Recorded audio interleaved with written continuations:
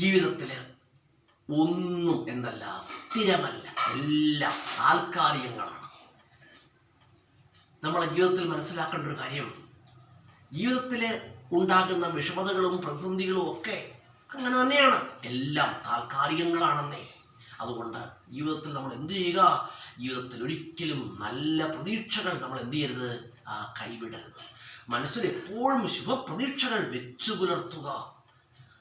അതുപോലെ തന്നെ കൂരിരുൾ നിറഞ്ഞ ഒരു അർദ്ധരാത്രി കഴിഞ്ഞാൽ മാത്രമേ ശാന്തസുന്ദരമായ ഒരു പ്രഭാതം പിറവിയെടുക്കുകയുള്ളൂ. നമ്മൾ നന്മയിലാണ് നിൽക്കുന്നതെങ്കിൽ നമ്മുടെ ലക്ഷ്യങ്ങൾ എന്ത് ചെയ്യും, ലക്ഷ്യങ്ങൾ നിറവേറുക തന്നെ ചെയ്യും. അതുപോലെ തന്നെ നമ്മുടെ ശുഭപ്രതീക്ഷകൾ ഒരിക്കലും എന്ത് ചെയ്യരുത്, കൈവിടരുത്. അതുപോലെ തന്നെ ഈശ്വരൻ നമുക്ക് വിഷമതകൾ തരുന്നത് എന്തിനാണെന്ന് അറിയാം. എന്തിനാണ്? നമുക്ക് ഈ വിഷമഘട്ടത്തിൽ, നമുക്ക് പ്രതിസന്ധികളിൽ നമുക്ക് എല്ലാവരെയും മനസ്സിലാക്കാനായിട്ട് കഴിയുമെന്നാണ് കേട്ടോ. എല്ലാവരെയും നമുക്ക് മനസ്സിലാക്കാനായിട്ട് കഴിയും. അത് ജീവിതത്തിലൊരു ഫാക്റ്റാണ്.